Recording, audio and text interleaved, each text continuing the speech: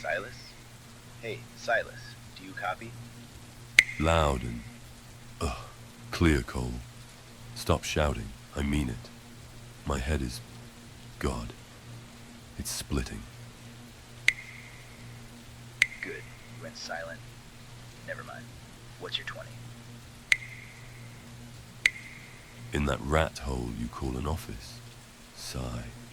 Basement. Heading up to the, circus soon. Before I do, brief me on the file. What are we dealing with? Alright, listen. Victim's name is Jimmy, 20 years old, bellboy. Body is on the 3rd floor, end of the hall, found by a Lara Finch. Cause of death? Unknown. Sending a team for pickup. Did the killer run? No, that's the catch. Elevator logs show no movement since the murder. Fire exits are locked from inside. So the rat is trapped. Exactly. He is still on that floor, Silas. Among the guests, look, I know what's in your file. The seizures, the visions. This is your ticket back. But I'm worried about sending you there. Keep your worries to yourself, Cole. I'll handle it. I'll reach out if I need you. Watch your back. Good hunting.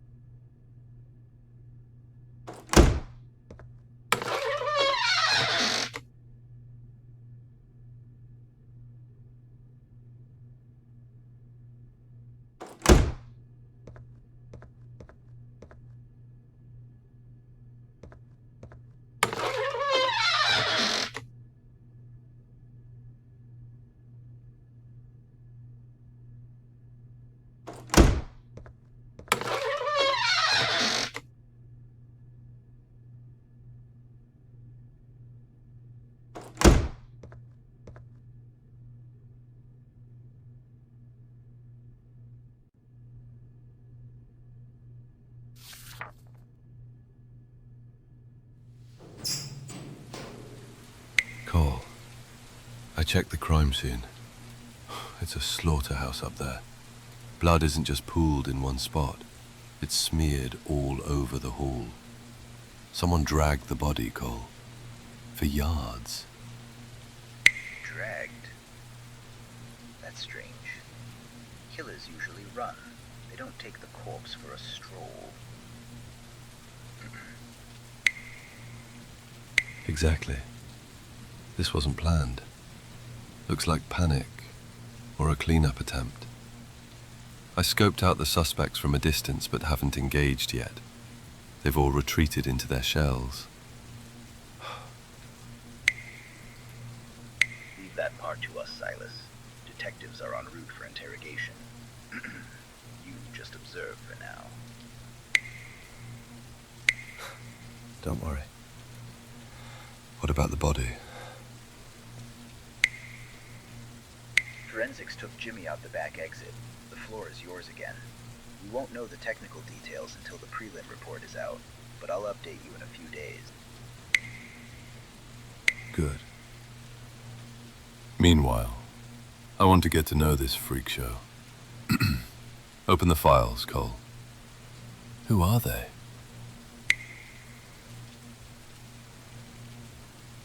Arthur Vance, 35. On the surface, just a freelance accountant, but dig a little deeper and the picture changes.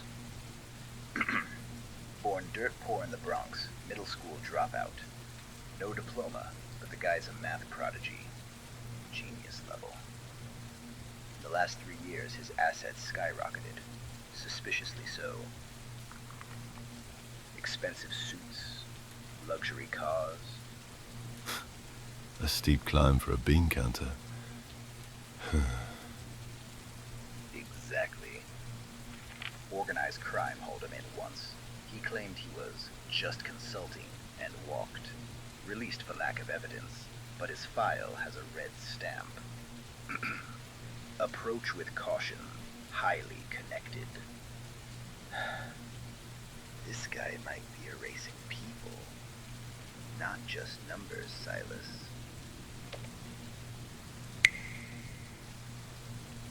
Serafina Rhodes, 26, calls herself a painter.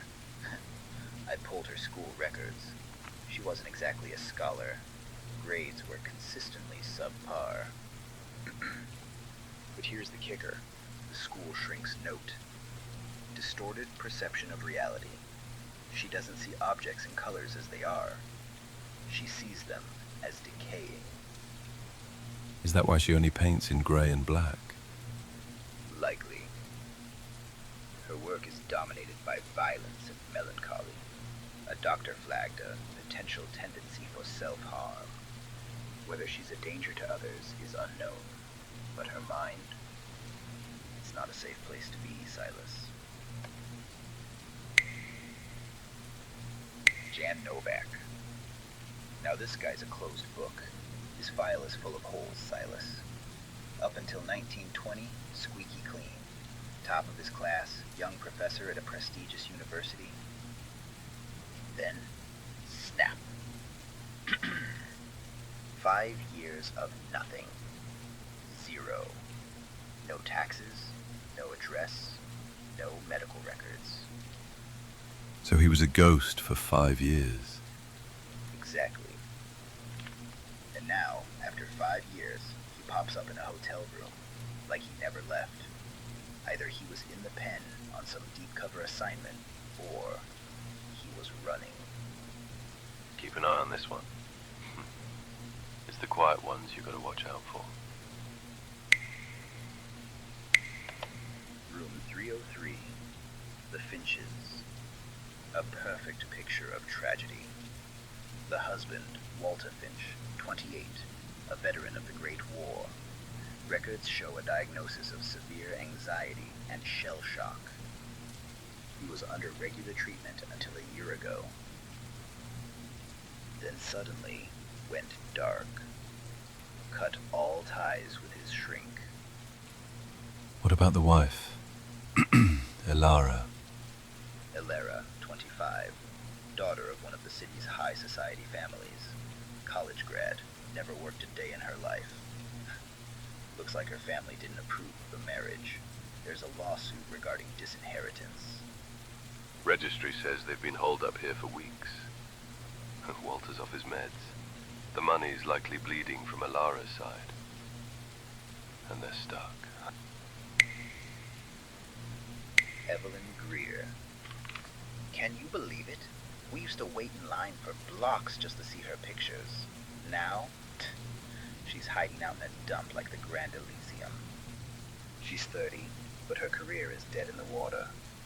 She was at her peak in the early 20s, then suddenly, cut to black. No producer would touch her. Why? A scandal? Unknown. Just labeled as a difficult character. Whether her investments tanked or she got swindled, it's unclear. But her funds might be drying up.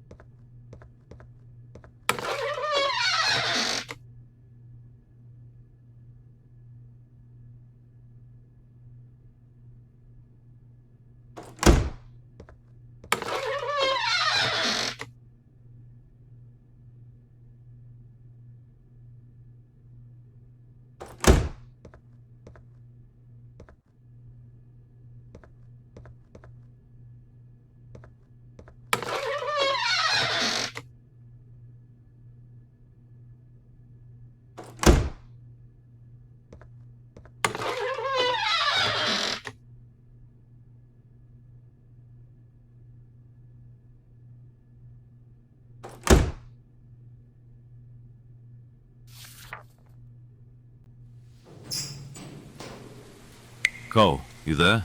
I'm here, Silas, and I didn't come empty-handed. Good. Because the walls are closing in on me. This place isn't just old, it's sick. Give me something I can use before I crack. Alright, listen. I dug into the owner, Mr. Wickham, and the hotel's financials. A 60-room hotel called Grand. You'd expect it to be printing money, right? But the books say otherwise. The guy is practically waving the white flag. Revenue is laughably low. Meaning what? Being broke is suspicious. You think he's laundering? No, it's different. I spoke to a few old snitches. The Grand Elysium isn't the resort it pretends to be, Silas. It's a sanctuary. Off the books, no questions asked, cash only. A hole where the cops don't bother looking. So, a hideout for runaways. Exactly. The Guests are either down to their last dime or hiding from something. Or someone. No security, no cameras, just four walls and silence. That changes everything. But there's still one thing I don't get. Arthur Vance and the Finches in 303. Vance's suit costs more than this entire building, and Elara Finch is old money. If they're loaded, why hide in a dump like this? They could afford a luxury bolt hole. That is the million-dollar question. Maybe Vance is hiding from his own bosses. Everyone's got a secret. And this hotel was built to keep them. But murder? That complicates things. Someone broke the sanctuary's golden rule. I'll keep following the money trail. You keep sniffing out the tension in that hallway. If they're hiding, they're prone to making mistakes. Copy that. I'm heading up.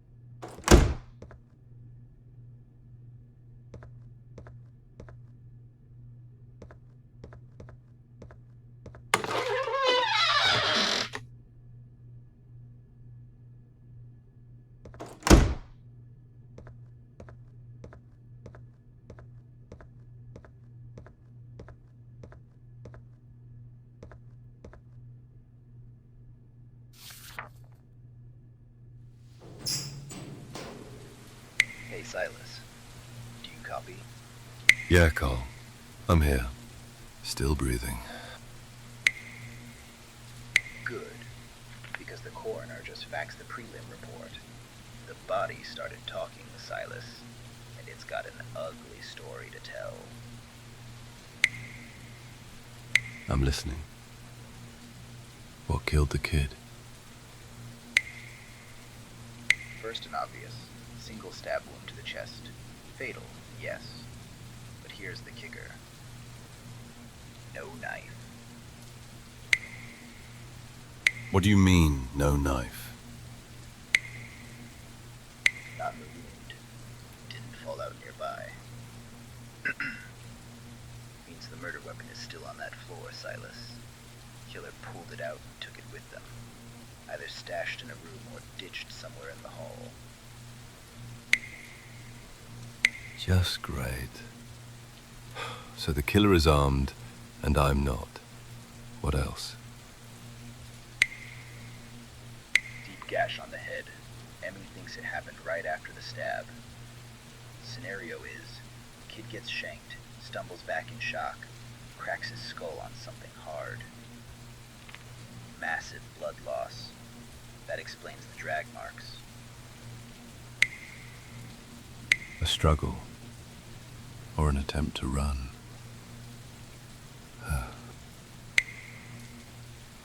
one last detail. This is the weirdest part. Scratch marks found on his shoulders and arms. But they aren't from the murder. About 2 weeks old, healing scabs. Deep scratches. 2 weeks? That's not a fight. He said the same thing. Could be passion marks or systematic abuse. Was there a secret affair in the hotel? Or was someone tormenting the kid? Either way, Jimmy knew the person who did this. Silas.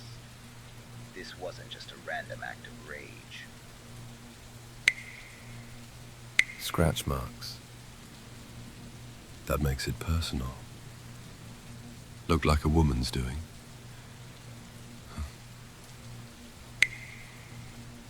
Can't be sure, but watch your step.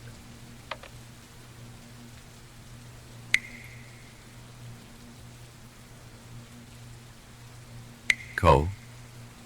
Huh. You still there? Not going anywhere, Silas. Just watching the rain hit the window. Why? Just checking. How's life on the outside? Still grey? Gray and cold. My coffee tastes like mud. Honestly, I think you're having more fun in there. Yeah. A regular party down here. Dead bodies and ghosts. Don't let your coffee get cold, partner.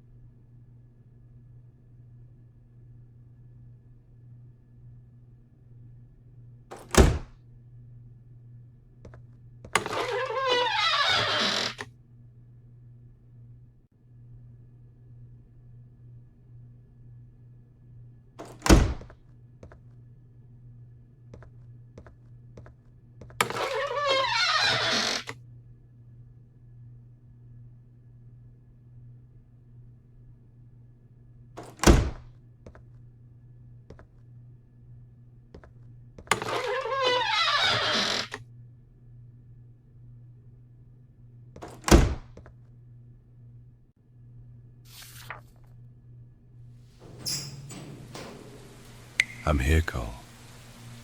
Tell me, did the birds sing?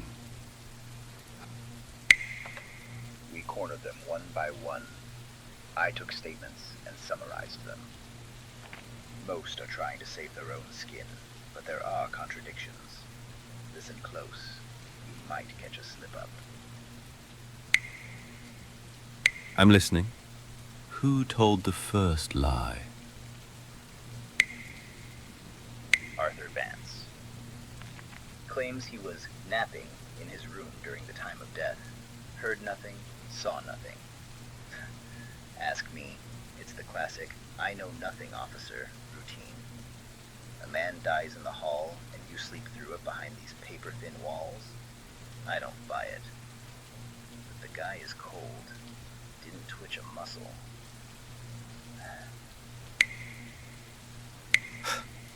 Professional liar. What about the artist girl? Serafina Rhodes.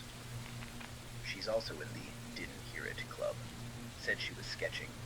Claims she gets lost in the world when inspiration strikes. Like a trance. No headphones, Silas. Just sketching. How focused do you have to be to not hear a skull cracking? Or how scared? The Finch couple? Their fighting is heard all over the hotel.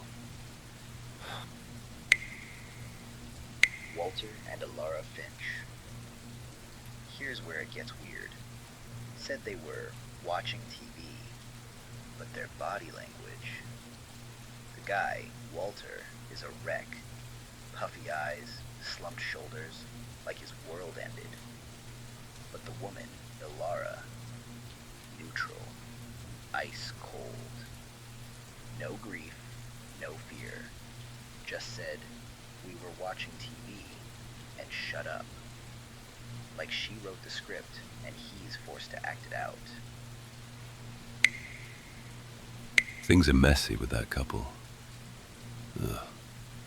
What about the others? No one heard anything? They did. And this is the confusing part. Jan Novak, the foreigner, admitted hearing sounds. A verbal fight. Shouting. But he dropped a bomb. He's sure the noise came from the Finch's room, and Jimmy was arguing with them. Said, didn't want to get involved. Don't want trouble. So he's passing the ball to the couple. What if he's telling the truth? Maybe, but our last statement is Evelyn Greer, the celebrity. She confirmed hearing the argument too. You know what she was doing at the time? Touching up her makeup. Said she had plans for the evening. Plans on the night of a murder.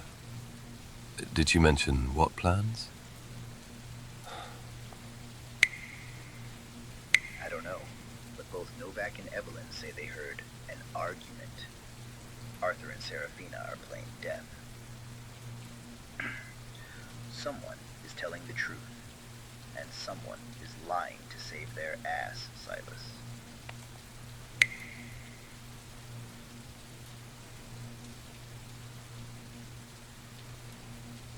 Cole, one thing doesn't add up. You said 60 rooms. Why am I standing in front of room 303? Vanity, Silas. Pure vanity. Wickham wanted the Grand Elysium to feel grand. Starting at number 1 felt too small for his ego. So he started numbering at 300. Illusion of scale. Guests think they're in a massive resort. Really, they're just in a numbered box. Cheap tricks. Fit in for this place.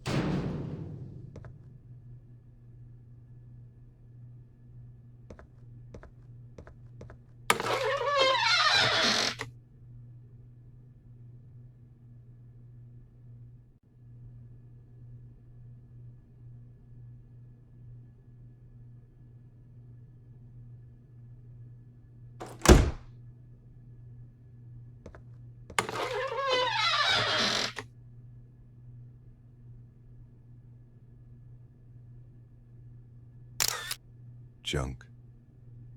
Won't help me.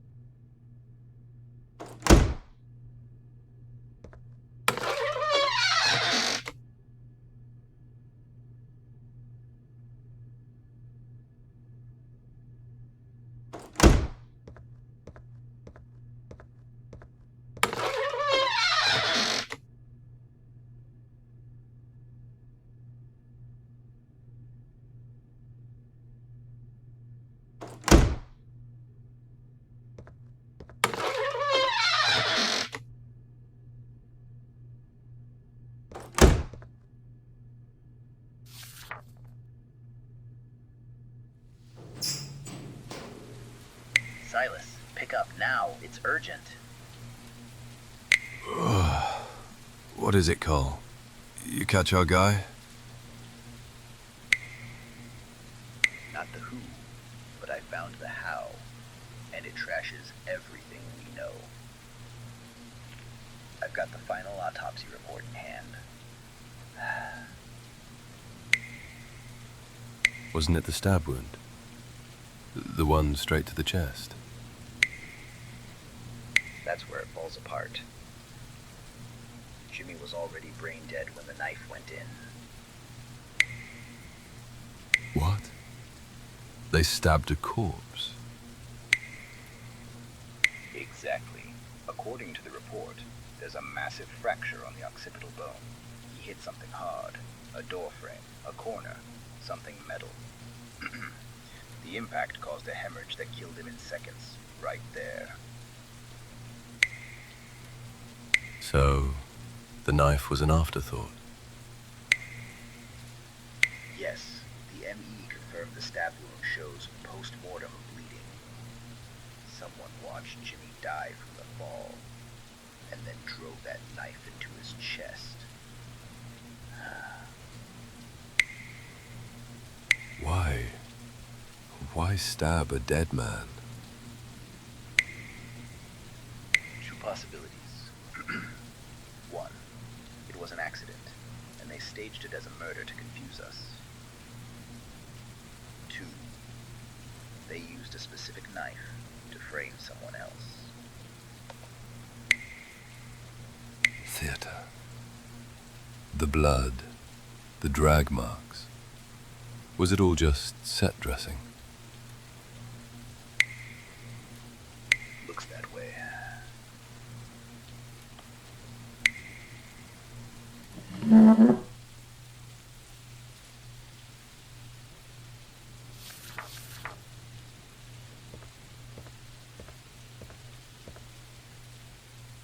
An ID card. Washed out. Face is a ghost. Name is a blur. Someone tried very hard to be forgotten.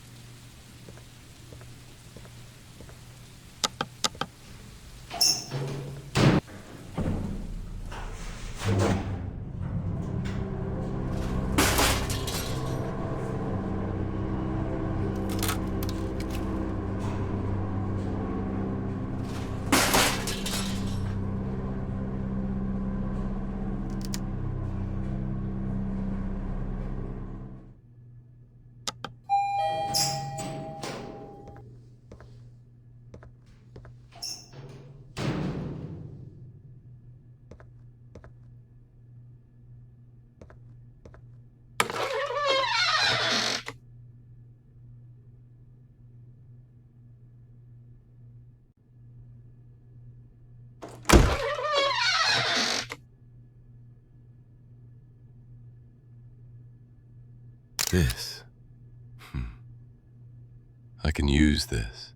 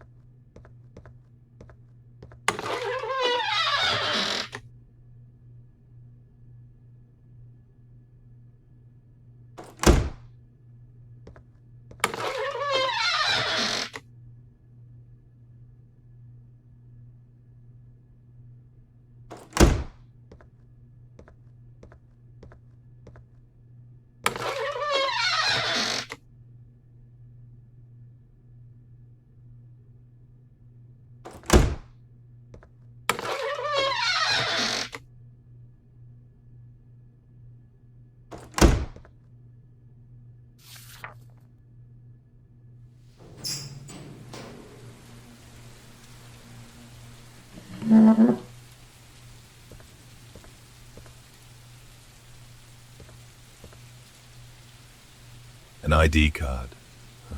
Washed out. Face is a ghost, name is a blur. Someone tried very hard to be forgotten.